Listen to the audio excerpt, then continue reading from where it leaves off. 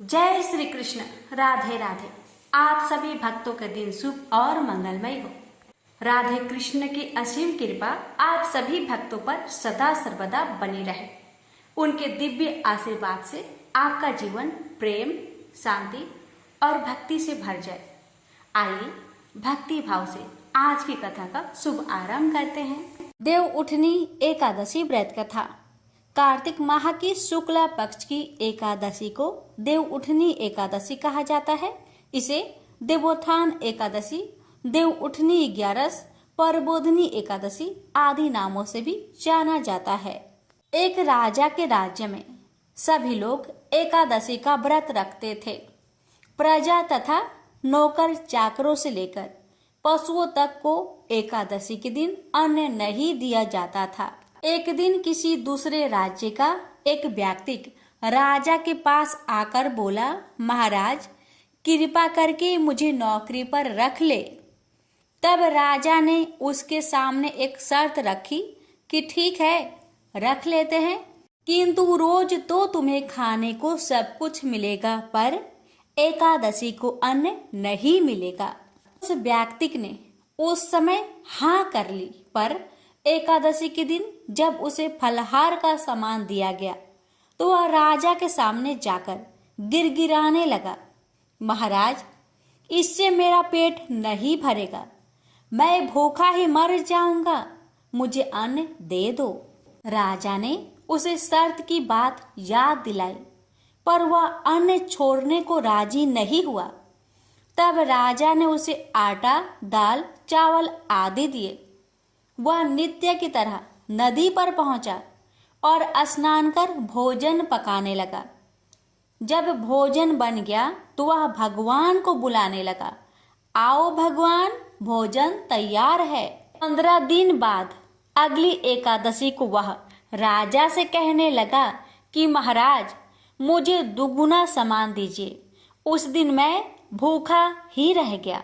राजा ने कारण पूछा तो उसने बताया कि हमारे साथ भगवान भी खाते हैं, इसलिए हम दोनों के लिए ये सामान पूरा नहीं होता। बुलाने पर पीताम्बर धारण किए भगवान चतुर्भुज रूप में आ पहुंचे तथा प्रेम से उसके साथ भोजन करने लगे। भोजन आदि करने के बाद भगवान अंतर्ध्यान हो गए तथा वह अपने काम पर चला गया। 15 दिन बाद अगली एकादशी को वह राजा से कहने लगा कि महाराज मुझे दुगना सामान दीजिए। उस दिन तो मैं भूखा ही रह गया। राजा ने कारण पूछा तो उसने बताया कि हमारे साथ भगवान भी खाते हैं, इसलिए हम दोनों के लिए सामान पूरा नहीं होता। यह सुनकर राजा को बड़ा आश्चर्य हुआ। वह बोला, मैं नहीं मान सकता कि भगवान तुम्हारे साथ खाते हैं। मैं इतना व्रत रखता हूँ, पूजा करता हूँ, पर भगवान ने मुझे कभी दर्शन नहीं दिए। राजा की बात सुनकर वह बोला, महाराज यदि विश्वास ना हो तो साथ चलकर देख ले। राजा एक पेड़ के पीछे छिपकर बैठ गया। उस व्यक्ति ने भोजन बनाया तथा भगवान को शाम तक पुकारता रहा, परंतु भगवान न आए।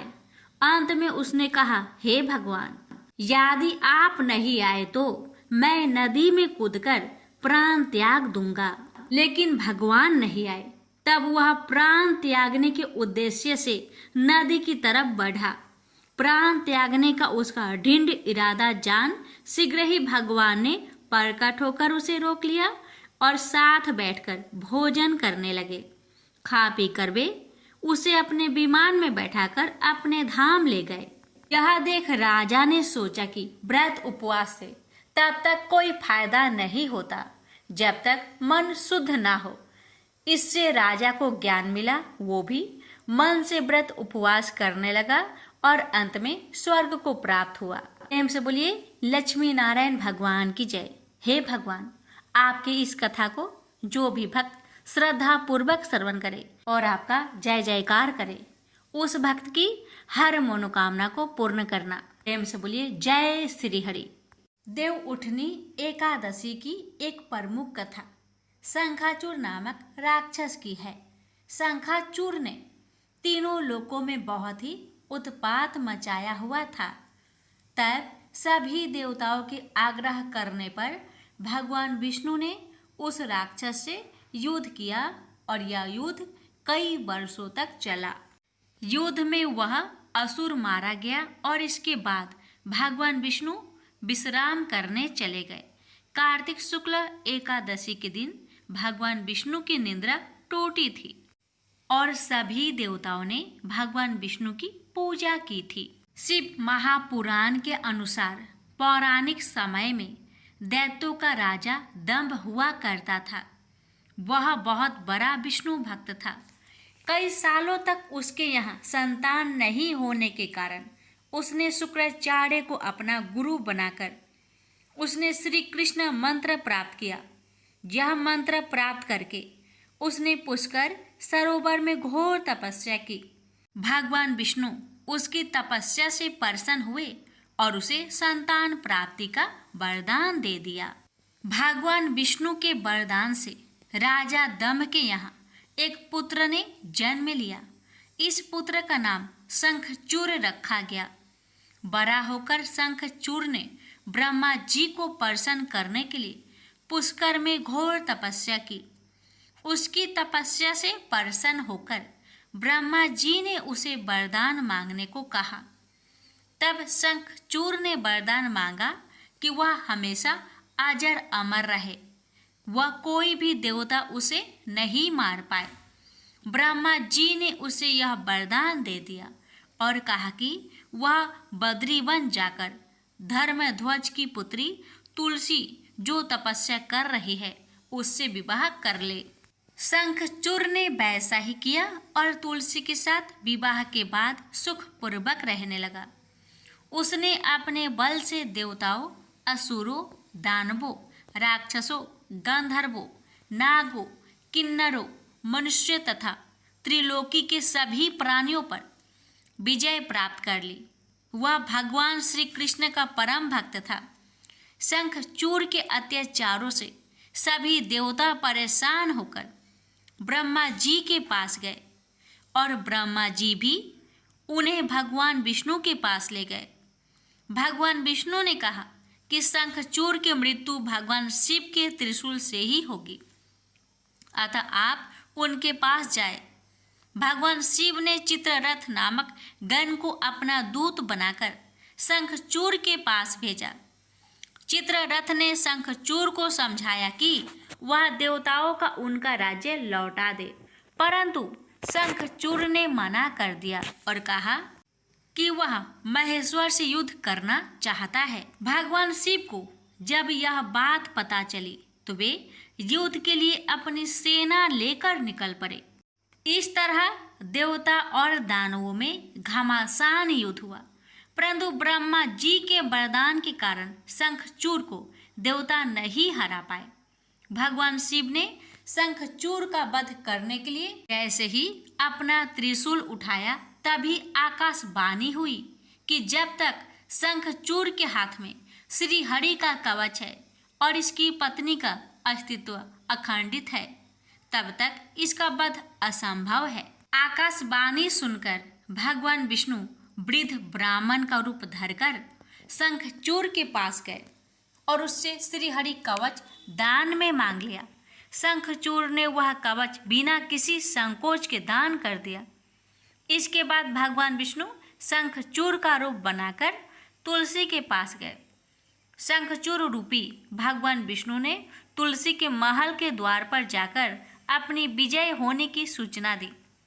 यह सुनकर तुलसी बहुत प्रसन्न हुई और पति रूप में आए भगवान का पूजन किया व रमन किया। ऐसा करते ही तुलसी का अस्तित्व खंडित हो गया और भगवान शिव ने युद्ध में अपने त्रिशूल से शंखचूर का वध कर दिया।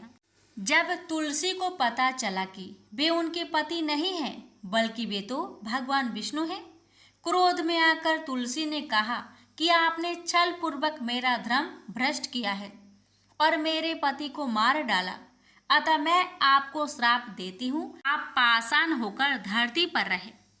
तब भगवान विष्णु ने कहा, देवी तुम मेरे लिए भारतवर्ष में रहकर बहुत दिनों तक तपस्या कर चुकी हो। तुम्हारा यह शरीर नदी रूप में बदलकर गंडकी नामक नदी के रूप में प्रसिद्ध होगा। तुम पुष्पों में श्रेष्ठ तुलसी का वृक्ष बन जाओगी और सदा मेरे साथ रहोगी। तुम्हारे श्राप को सत्य करने के लिए मैं पाषाण यानी शालिग्राम बनकर रहूंगा। गंडकी नदी के तट पर मेरा वास होगा। देव प्रबोधिनी एकादशी के दिन भगवान शालिग्राम व तुलसी का विवाह संपन्न कर मांगलिक कार्यों का प्रारंभ किया जाता है। हिंदू धर्म में मान्यता के अनुसार इस दिन तुलसी शालिग्राम विवाह करने से अपार पुण्य प्राप्त होता है। प्रेम से बोलिए जय श्री हरि, तुलसी माता की जय। देव प्रबोधिनी एकादशी व्रत का वर्णन। ब्रह्मा जी हिंदू धर्म में एक प्रमुख देवता है। उन्हें सृष्टि का रचयिता कहा जाता है। परमपिता ब्रह्मा द्वारा किया गया देव प्रबोधिनी एकादशी व्रत कथा। ब्रह्मा जी बोले, हे मुनि श्रेष्ठ, अब पापों को हरने वाली, पुण्य और मुक्ति देने वाली एकादशी का महात्म्य सुनिए। पृथ्वी पर गंगा की महत्ता और समुद्रों तथा तीर्थों का प्रभाव तभी तक है जब तक कि कार्तिक की देव प्रबोधिनी एकादशी तिथि नहीं आती। मनुष्य को जो फल 1000 अश्वमेध और 100 राजसूय यज्ञों से मिलता है वही प्रबोधिनी एकादशी से मिलता है। नारद जी कहने लगे, हे पिता, एक समय भोजन करने, रात्रि को भोजन करने तथा सारे दिन उपवास करने से क्या फल मिलता है, सो विस्तार से कहिए। ब्रह्मा जी बोले, हे पुत्र, एक बार भोजन करने से 1 जन्म और रात्रि को भोजन करने से 2 जन्म तथा पूरा दिन उपवास करने से 7 जन्म के पाप नाश होते हैं। जो वस्तु त्रिलोकी में न मिल सके और दिखे भी नहीं, वह हरि प्रबोधिनी एकादशी से प्राप्त हो सकती है। मेरु और मंद्राचल के समान भारी पाप भी नष्ट हो जाते हैं तथा अनेक जन्म में किए हुए पाप समूह क्षण भर में भस्म हो जाते हैं। जैसे रुई के बड़े बड़े ढेर को अग्नि की छोटी सी चिंगारी पल भर में भस्म कर देती है। विधि पूर्वक थोड़ा सा पुण्य कर्म बहुत फल देता है, परंतु विधि रहित अधिक किया जाए तो भी उसका फल कुछ नहीं मिलता।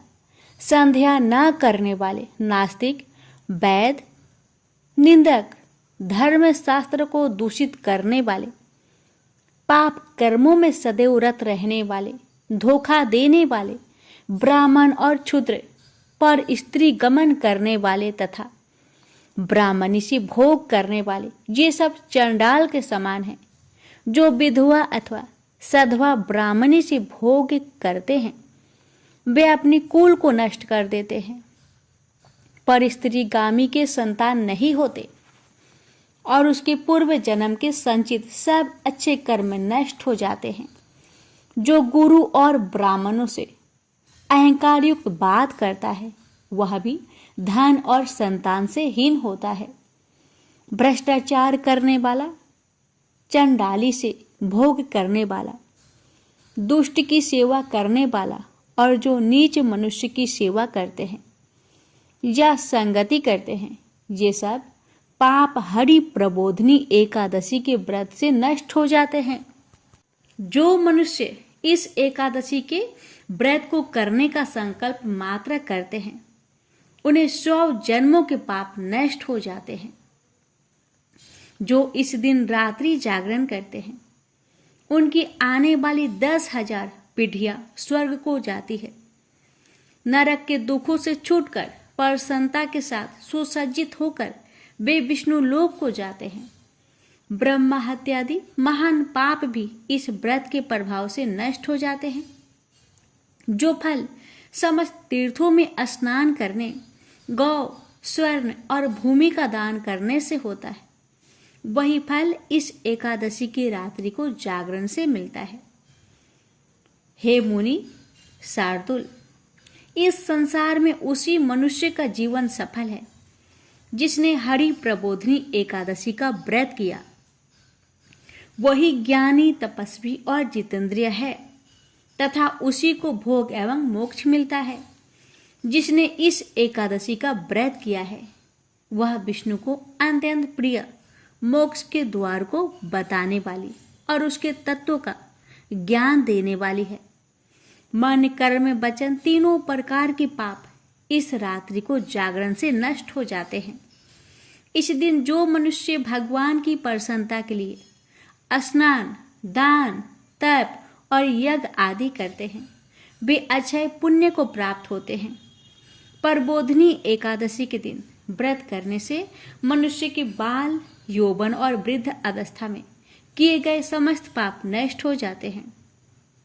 इस दिन रात्रि जागरण का फल चंद्र सूर्य ग्रहण के समय स्नान करने से 1000 गुना अधिक होता है। अन्य कोई पुण्य इसके आगे व्यर्थ है। जो मनुष्य इस व्रत को नहीं करते उनके अन्य पुण्य भी व्यर्थ ही है। अतः हे नारद, तुम्हें भी विधि पूर्वक इस व्रत को करना चाहिए। जो कार्तिक मास में धर्म परायण होकर अन्न नहीं खाते उन्हें चंद्रायन व्रत का फल प्राप्त होता है।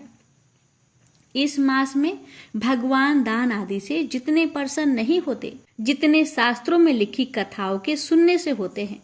कार्तिक मास में जो भगवान विष्णु की कथा का एक या आधा श्लोक भी पढ़ते, सुनते या सुनाते हैं उनको भी 100 गायों के दान के बराबर फल मिलता है। अतः अन्य सब कर्मों को छोड़कर कार्तिक मास में मेरे सम्मुख बैठकर कथा पढ़नी चाहिए या सुननी चाहिए। जो कल्याण के लिए इस मास में हरि कथा कहते हैं वे सारे कुटुंब का क्षण मात्र में उद्धार कर देते हैं।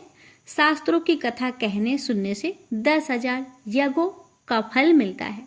जो नियम पूर्वक हरि कथा सुनते हैं वे 1000 गौदान का फल पाते हैं। विष्णु के जागने के समय जो भगवान की कथा सुनते हैं वे 7 दीपों समेत पृथ्वी के दान करने का फल पाते हैं। कथा सुनकर वाचक को जो मनुष्य सामर्थ्य के अनुसार दक्षिणा देते हैं उनको सनातन लोक मिलता है।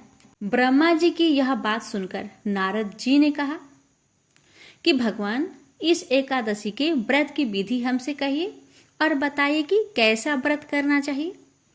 इस पर ब्रह्मा जी ने कहा कि ब्रह्म मुहूर्त में जब 2 घड़ी रात्रि रह जाए तब उठकर स्वच्छ आदि से निवृत्त होकर दंत धावन आदि कर नदी, तालाब, कुआं, बावड़ी या घर में ही जैसा संभव हो स्नान आदि करे।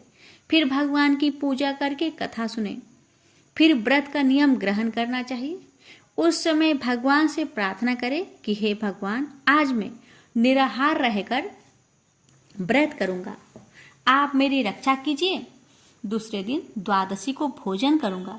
तत्पश्चात भक्ति भाव से व्रत करे तथा रात्रि को भगवान के आगे नित्य गीता आदि करना चाहिए। कृपणता त्याग कर बहुत से फूलों, फल, अगर धूप आदि से भगवान का पूजन करना चाहिए। शंख जल से भगवान को अर्घ्य दे, इसका समस्त तीर्थों से करोड़ गुना फल होता है। जो मनुष्य अगस्त्य के पुष्प से भगवान का पूजन करते हैं उसके आगे इंद्र भी हाथ जोड़ता है। तपस्या करके संतुष्ट होने पर हरि भगवान जो नहीं करते वह अगस्त्य के पुष्पों से भगवान को अलंकृत करने से करते हैं। जो कार्तिक मास में बेल पत्र से भगवान की पूजा करते हैं वे मुक्ति को प्राप्त होते हैं। कार्तिक मास में जो तुलसी से भगवान का पूजन करते हैं उनके 10,000 जन्मों के पाप नष्ट हो जाते हैं। तुलसी दर्शन करने, स्पर्श करने, कथा कहने, नमस्कार करने, स्तुति करने, तुलसी रोपण, जल से सिंचने और प्रतिदिन पूजन सेवा आदि करने से 1000 करोड़ युग प्रयत्न विष्णु लोक में निवास करते हैं। जो तुलसी का पौधा लगाते हैं उनके कुटुंब से उत्पन्न होने वाले प्रलय काल तक विष्णु लोक में निवास करते हैं। तुलसी रोपण का महत्व, हे मुनि, रोपी तुलसी जितनी जड़ों का विस्तार करती है उतने ही 1000 युग प्रयत्न तुलसी रोपण करने वाले सुकृत का विस्तार होता है। जिस मनुष्य की रोपण की हुई तुलसी जितनी शाखा पर शाखा, बीज और फल पृथ्वी में बढ़ते हैं उसके उतने ही कुल जो बीत गए हैं और होंगे 2000 कल्प तक विष्णु लोक में निवास करते हैं। जो कदम के पुष्पों से श्री हरि का पूजन करते हैं वे भी कभी यमराज को नहीं देखते। जो गुलाब के पुष्पों से भगवान का पूजन करते हैं उन्हें मुक्ति मिलती है। जो बकुल और अशोक के फूलों से भगवान का पूजन करते हैं वे सूर्य चंद्रमा रहने तक किसी प्रकार का शोक नहीं पाते। जो मनुष्य सफेद या लाल कनेर के फूलों से भगवान का पूजन करते हैं उन पर भगवान अत्यंत प्रसन्न होते हैं। और जो भगवान पर आम की मजरी चढ़ाते हैं वे करोड़ों गायों के दान का फल पाते हैं। जो दूब के अंकुरों से भगवान की पूजा करते हैं वे 100 गुना पूजा का फल ग्रहण करते हैं। जो समी के पत्र से भगवान की पूजा करते हैं उनको महाघोर यमराज के मार्ग का भय नहीं रहता। जो भगवान को चंपा के फूलों से पूजते हैं वे फिर संसार में नहीं आते। केतकी के पुष्प चढ़ाने से करोड़ों जन्म के पाप नष्ट हो जाते हैं। पीले रक्त वर्ण के कमल के पुष्पों से भगवान का पूजन करने वाले को श्वेत दीप में स्थान मिलता है। इस प्रकार रात्रि को भगवान का पूजन कर प्रातः काल होने पर नदी पर जाए और वहां स्नान जप तथा प्रातः काल के कर्म करके घर पर आकर विधि पूर्वक केशव का पूजन करे। व्रत की समाप्ति पर विद्वान ब्राह्मणों को भोजन कराए और दक्षिणा देकर क्षमा याचना करे। इसके पश्चात भोजन गौ और दक्षिणा देकर गुरु का पूजन करे। ब्राह्मणों को दक्षिणा दे और जो चीज व्रत के आरंभ में छोड़ने का नियम किया था वह ब्राह्मणों को दे। रात्रि में भोजन करने वाला मनुष्य ब्राह्मणों को भोजन कराए तथा स्वर्ण सहित बैलों का दान करे। जो मनुष्य मांसाहारी नहीं है वो गौदान करे। आंवले से स्नान करने वाले मनुष्य को दही और शहद का दान करना चाहिए। जिन फलों को त्यागे उन फलों का दान करे। तेल छोड़ने से घृत और घृत छोड़ने से दूध, अन्न छोड़ने से चावल का दान किया जाता है। इसी प्रकार जो मनुष्य भूमि शयन का व्रत लेते हैं उन्हें सैया दान करना चाहिए। साथ ही तुलसी सब सामग्री सहित देना चाहिए। पत्ते पर भोजन करने वाले को सोने का पत्ता घृत सहित देना चाहिए। मौन व्रत धारण करने वाले को ब्राह्मण और ब्राह्मणी को घृत तथा मिठाई का भोजन कराना चाहिए। बाल रखने वाले को दर्पण, जूता छोड़ने वाले को एक जोड़ा जूता, लवण त्यागने वाले को शकरा, मंदिर में दीपक जलाने वाले को तथा नियम लेने वाले को व्रत की समाप्ति पर ताम्र अथवा स्वर्ण के पात्र पर घृत और बत्ती रखकर विष्णु भक्त ब्राह्मण को दान देना चाहिए। एकांत व्रत में 8 कलश वस्त्र और स्वर्ण से अलंकृत करके दान करना चाहिए। यदि ये भी ना हो सके तो इसके अभाव में ब्राह्मणों का सत्कार सब व्रतों को सिद्ध करने वाला कहा गया है। इस प्रकार ब्राह्मण को प्रणाम करके विदा करे। इसके पश्चात स्वयं भी भोजन करे। जिन वस्तुओं को चतुर्मास में छोड़ा हो उन वस्तुओं की समाप्ति करे अर्थात ग्रहण करने लग जाए। हे राजन, जो बुद्धिमान इस प्रकार चतुर्मास व्रत निर्विघ्न समाप्त करते हैं वे कृत्य हो जाते हैं और फिर उनका जन्म नहीं होता। यह व्रत भ्रष्ट हो जाए तो व्रत करने वाला कोढ़ी या अंधा हो जाता है। भगवान कृष्ण कहते हैं कि राजन, जो तुमने पूछा था वह सब मैंने बतलाया। इस कथा को पढ़ने और सुनने से गौदान का फल प्राप्त होता है। प्रेम से बोलिए हरि ओम। प्राचीन काल में कांचीपुरी में चोल नामक चक्रवर्ती राजा राज्य करता था। उसी के नाम से उसके देश का नाम भी चोल देश ही प्रसिद्ध था। राजा चोल के राज्य में कोई भी प्राणी दरिद्री, दुखी, पापी व रोगी न था। यह सब राजा के यज्ञ करने का प्रभाव था। ताम्रवर्णी नदी के दोनों किनारों पर स्वर्ण के यज्ञ स्तंभ सुशोभित थे। हे द्विजवर, एक दिन राजा भगवान विष्णु के पास गया। भगवान उस समय शेष शैया पर योग निद्रा बस सो रहे थे। राजा ने उनकी मणियों, मोतियों और स्वर्ण के दिव्य फूलों द्वारा पूजा की। वह साष्टांग प्रणाम करके भगवान के चरणों के पास ही बैठ गया। थोड़ी देर के बाद राजा ने अपनी नगरी कांचीपुरी के ब्राह्मण विष्णुदास को वहां आते हुए देखा। विष्णुदास भगवान की पूजा के लिए तुलसी दल और जल लिए था। विष्णुदास ने वहां आकर भगवान को विष्णु सूक्त मंत्र द्वारा स्नान करवाकर मंजरी तथा तुलसी दलों से उनका विधि पूर्वक पूजन किया। विष्णुदास के चढ़ाए हुए तुलसी दलों से राजा के चढ़ाए हुए मणि, मोती व स्वर्ण फूल ढक गए।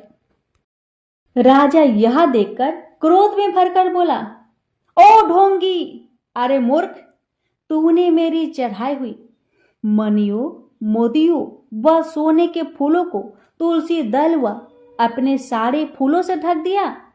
तू भला भक्ति करना क्या जाने, क्योंकि तूने मेरे किए विचित्र श्रृंगार को बिगाड़ दिया है।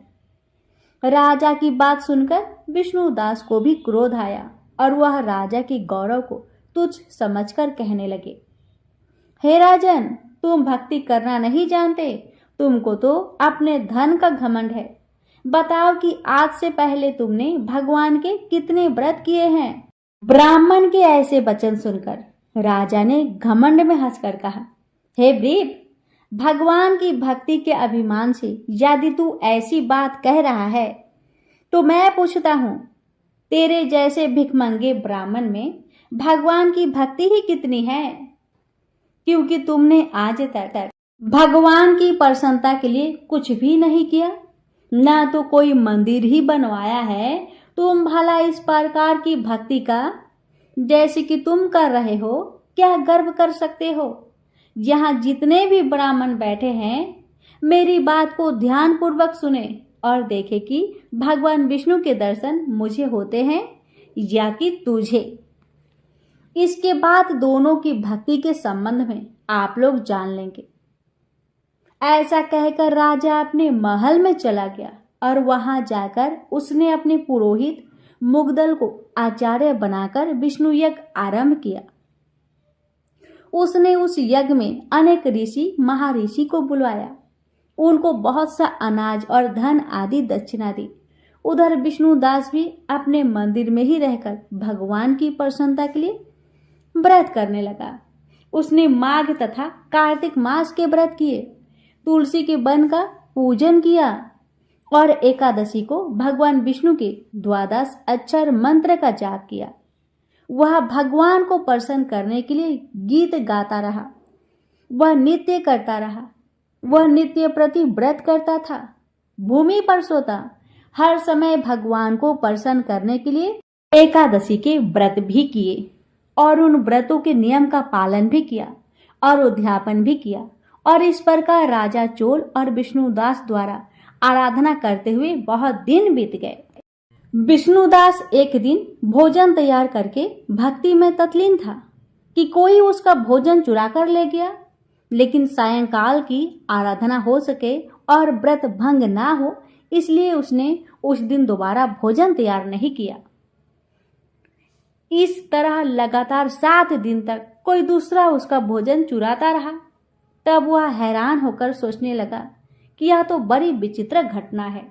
न जाने कौन हर रोज मेरे भोजन को चुरा कर ले जाता है। फिर भी इस देव स्थान को छोड़ना नहीं चाहिए। अगर मैं भोजन बनाकर खा लेता हूँ तो देर हो जाएगी और पूजा छूट जाएगी। अतः मुझे भोजन बनाकर तुरंत खाना नहीं चाहिए। बिना भगवान को भोग लगाए वैष्णव को भोजन नहीं करना चाहिए। अगर 7 दिन बिना भोजन के बीत गए तो आज का दिन एक दिन और ही सही। आज मैं भली भांति भोजन की रक्षा करूंगा और देखूंगा कि हर रोज इसे कौन चुरा कर ले जाता है। ऐसा सोचकर विष्णुदास भोजन तैयार करके भोजन के पास ही छिपकर बैठ गए। उन्होंने थोड़ी देर के बाद देखा कि वहां पर एक चंडाल आया जिसका शरीर बहुत दुर्बल था। उसके शरीर पर केवल चमड़ी ही चमड़ी दिखाई देती थी। जब वह चांडाल भोजन चुराकर चल दिया तो विष्णुदास ने उसे पुकारा, हे भाई, यह रूखा भोजन ले जाकर क्या करोगे? घी तो लेते जाओ। ऐसा कहकर वह श्रेष्ठ ब्राह्मण आगे को बढ़ा। विष्णुदास को अपनी ओर आता देखकर वह चांडाल तेजी से दौड़ने लगा। वह ब्राह्मण से डर गया लेकिन दुर्बलता के कारण दौड़ ना सकता था, अतः वह भूमि पर गिर पड़ा और मूर्छित हो गया। चांडाल को मूर्छित देखकर विष्णुदास लपक कर उसके पास पहुंचा और अपने वस्त्र से उस पर हवा करने लगा, और इसके बाद उसने जो कुछ देखा उसे देखकर वह हैरान रह गया। उसने देखा कि उसके सम्मुख शंख, चक्र, गदा, पद्म, पीतांबरधारी, चतुर्भुजी रूप, अलसी के फूल के समान कांति वाले बछ में कौस्तुभ माला से सुशोभित साक्षात श्रीहरि भगवान विष्णु खड़े हैं। भगवान का दर्शन करके स्वात्विक भाव से युक्त वह श्रेष्ठ ब्राह्मण उनकी स्तुति तथा प्रणाम कुछ न कर सका। वहीं पर सब इंद्र आदि देवता भी उपस्थित हो गए और गंधर्व तथा अप्सराएं आकर गीत गान करने लगी तथा नृत्य करने लगी। ब्राह्मण उन्हें प्रणाम करने के लिए जो ही उतावला हुआ तो ही वहां संपूर्ण देव, गंधर्व और अप्सराएं आ गई। विष्णु भगवान ने अपना स्वरूप ब्राह्मण को प्रकट कर उसका आलिंगन किया और दिव्य विमान में बैठाकर उसे बैकुंठ ले गए। दिव्य विमान में ब्राह्मण को विष्णु के साथ जाते हुए चोल राजा ने भी उसे देखा। उसने अपने गुरु आचार्य मुग्दल को कहा कि मैंने जो यज्ञ आदि किए हैं वे सब व्यर्थ हुए। जितनी दान दक्षिणा मैंने ब्राह्मणों को दी वह असफल हुई। भगवान विष्णु के दर्शन नहीं हुए। विष्णुदास ब्राह्मण ने केवल श्रद्धा से भक्ति की। उसके प्रभाव से विष्णु भगवान ने आकर उसको दर्शन दिए। इसलिए भक्ति ही सर्वोपरि है। मुझे भगवान के दर्शन के लिए राजकाज त्याग कर भक्ति करनी चाहिए। राजा की कोई पुत्र न होने के कारण उसने अपने भांजे को राजगद्दी का अधिकारी बना दिया और आप विष्णु भगवान की भक्ति करने लगा। बहुत काल तक भक्ति करने के बाद भी विष्णु ने दर्शन नहीं दिए। वह अग्नि कुंड में कूद पड़ा। अग्नि में प्रकट होकर भगवान विष्णु ने राजा को गोदी में उठा लिया और कहा कि मैं तेरे त्याग और भक्ति से बहुत प्रसन्न हूँ। उसका आलिंगन कर उसको दिव्य विमान में अपने साथ बैठाकर बैकुंठ में ले गए। विष्णु जी ने अपने समान रूप वाले ब्राह्मण को पुण्यशील और राजा चोल को सुशील नाम देकर दोनों को अपना द्वारपाल बना लिया। प्रेम से बोलिए विष्णु भगवान की जय। तो आप श्रवण करें जगदीश जी की आरती। ओम जय जगदीश हरे, स्वामी जय जगदीश हरे। भक्त जनों के संकट क्षण में दूर करे। ओम जय जगदीश हरे। जो ध्यावे फल पावे, दुख बिन से मन का। स्वामी दुख बिन से मन का। सुख संपत्ति घर आवे, कष्ट मिटे तन का। ओम जय जगदीश हरे। मात पिता तुम मेरे, शरण कहूँ किसकी। स्वामी शरण कहूँ किसकी। तुम्हें बिनु और न दूजा, आस करो जिसकी। ओम जय जगदीश हरे। तुम्हें पूर्ण परमात्मा, तुम अंतर्यामी। पर ब्रह्मा परमेश्वरी, तुम सबके स्वामी। ओम जय जगदीश हरे। तुम करुणा के सागर, तुम पालन करता। मैं मूर्ख खल कामी, कृपा करो भरता। ओम जय जगदीश हरे।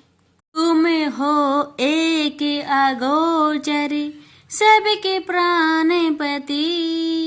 प्रभु सबके प्राणपति। किस विधु मिलू दया मिली, तुमको मैं कुमति। ओम जय जगदीश जगदीश हरे। इन बंधु दुख हरता तुम ठाकुर मेरे, प्रभु तुम ठाकुर मेरे। अपने हाथ उठाओ द्वार पर तेरे, ओम जय जगदीश हरे। विषय विकार मिटाओ पाप हरो देवा, श्रद्धा भक्ति बढ़ाओ संतन की सेवा। ओम जय जगदीश हरे। तन मन धन और संपत्ति सब कुछ है तेरा, प्रभु सब कुछ है तेरा। तेरा तुझको अर्पण क्या लागे मेरा। ओम जय जगदीश हरे। जगदीश्वर जी की आरती जो कोई नर गावे, कहत शिवानंद स्वामी मनवांछित फल पावे। ओम जय जगदीश हरे। प्रेम से बोलिए विष्णु भगवान की जय। अब सुनेंगे विष्णु चालीसा। श्री विष्णु सुनिए विनय, सेवक की चित लाए। कीरत कुछ वर्णन करो, दीजे ज्ञान बताए। नमो विष्णु भगवान खरारी, कष्ट न सावन अखिल बिहारी। प्रबल जगत में शक्ति तुम्हारी, तेरे भुवन फैल रहे उजियारी। सुंदर रूप मनोहर सूरत, सरल स्वभाव मोहिनी मूरत। तन पर पीतांबर अति सोहत, बैजंती माला मन मोहत। शंख चक्र कर गदा विराजे, देखत दैत्य असुर दल भाजे। सत्य धर्म मद लोभ न गाजे, काम क्रोध मद लोभ न छाजे। संत भक्त सज्जन मनरंजन, तनुज असुर दुष्टन दल गंजन। सुख उपजाए कष्ट सब भंजन, दोष मिटाए करत जन सज्जन।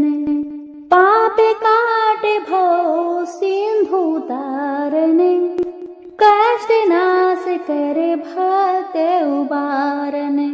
कर डाने करो प्रभु धारन, केवल आप भक्ति के कारण। धरनी धेनु बन तुम ही पुकारा, तब तुम रोपे राम का धारा।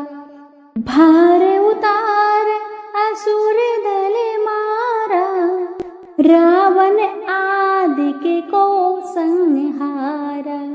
आपे बराह रूप बनाया, हिरण्याक्ष को मार गिराया। धरे मत्स्य तन सिंधु बनाया, 14 रत्नन को निकलाया। अमिलख असुर ने दंड मचाया, रूप मोहिनी आप दिखाया। देवन को अमेरित पान कराया, असुरन को छवि से बहलाया। कूर्म रूप धर सिंधु मझाया, मंदराचल गिरी तुरंत उठाया। शंकर का तुम्हें फंद छुड़ाया, भस्मासुर को रूप दिखाया।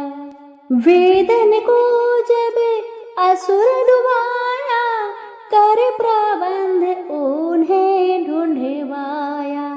मोहित बन कर खल ही न जाया, उस ही कर से भस्म कराया। असुर जलंधर अति बलदाई, शंकर से उनकी लड़ाई। हारे पारे शिव सकल बनाई, कीन सती से छल खल जाई। सुमिरन कीन तुम्हें से बिरानी, बतलाई सब विपत कहानी। तब तुम बने मुनीश्वर ज्ञानी, वृंदा की सब सूरति भुलानी। देखत तीन धनुज शैतानी, वृंदा आए तुम्हें लपेटानी। हो स्पर्श धर्म क्षति मानी, हना असुर उर शिव शैतानी। तुमने धूर्व प्रहलाद उबारे, हिरण्यकुश आदि के खले मारे। गणिका और अजामिल तारे, बहुत भक्त भव सिंधु तारे। हरहु सकल संताप हमारे, कृपा हरहु हरि सिरजन तारे। देखहु मैं निज दरस तुम्हारे, दीन बंधु भक्तन हितकारे। चाहत आपका सेवक दर्शन, करहु दया अपनी मधुसूदन। जानु नहीं योग जब पूजन, होए यागेश स्तुति अनुमोदन। शील दया संतोष सुलक्षण, विदित नहीं व्रत बोध विलक्षण। करहु आपका किस विधि पूजन, कुमति बिलोक होत दुख भीषण। करहु प्रणाम कौन विधि सुमिरन, कौन भांति मैं करहु समर्पण। सूर मुनि कारत सदा सेवकाई, हर्षित रहत परम गति पाई। दीन दुखीन पर सदा सहाई, निज जन जाने लेऊ अपनाई। पापी दोष संताप नसाओ, भाव बंधन से मुक्त कराओ। सुख संपत्ति दे सुख उपजाओ, निज चरणन का दास बनाओ। निगम सदाए विनय सुनावे, पढ़े सुने सो जन सुख पावे। प्रेम से बोली लक्ष्मीपति विष्णु भगवान की जय। अब सुनेंगे जगदीश्वर जी की आरती। ओम जय जगदीश हरे, स्वामी जय जगदीश हरे। भक्त जनों के संकट, दास जनों के संकट, क्षण में दूर करे।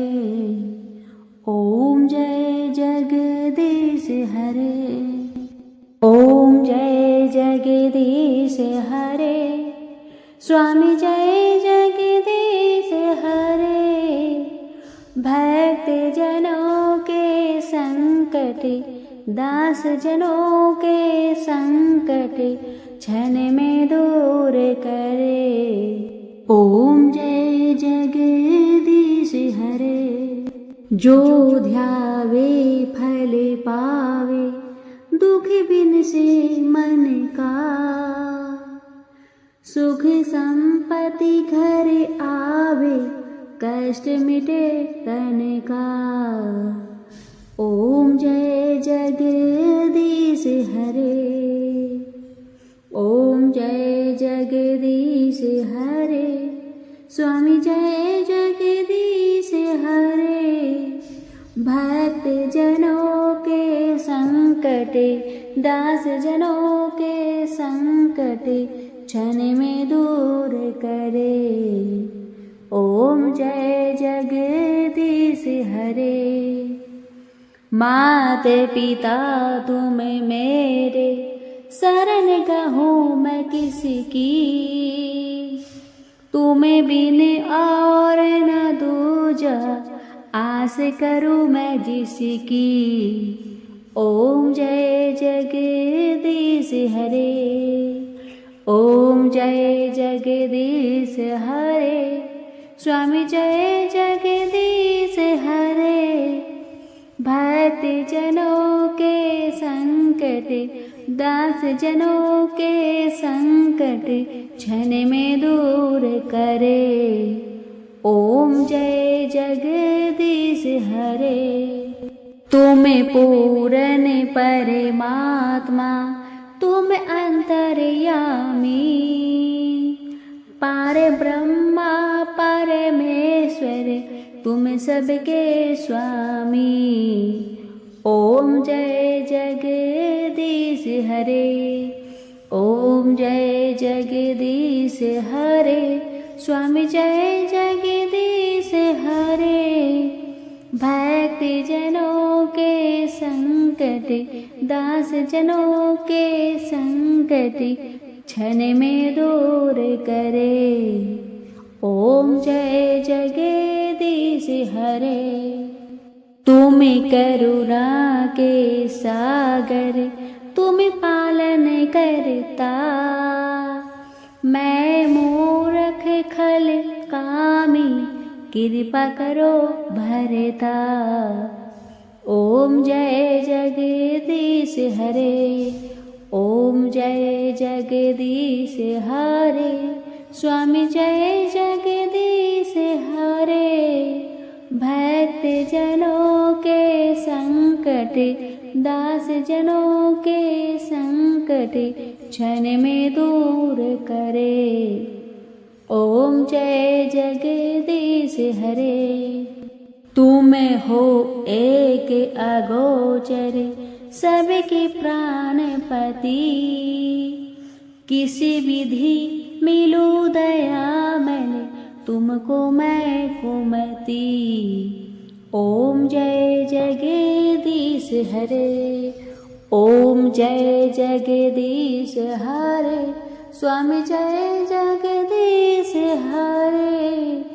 भक्त जनों के संकट, दास जनों के संकट, क्षण में दूर करे।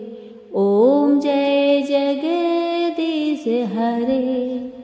दीन बंधु दुख हरता, तुम ठाकुर मेरे, अपने हाथ उठाओ, द्वार पर मैं तेरे। ओम जय जगदीश हरे, ओम जय जगदीश हरे, स्वामी जय जगदीश हरे। भक्त जनों के संकट, दास जनों के संकट, क्षण में दूर करे। ओम जय जगदीश हरे। विषय विकार मिटाओ, पाप हरो देवा, श्रद्धा भक्ति बढ़ाओ, सनातन की सेवा। ओम जय जगदीश हरे, ओम जय जगदीश हरे, स्वामी जय जगदीश हरे। भक्त जनों के संकट, दास जनों के संकट, क्षण में दूर करे। ओम जय जगदीश हरे। तन मन धन सब है तेरा, सब कुछ है तेरा, ओ स्वामी सब कुछ है तेरा।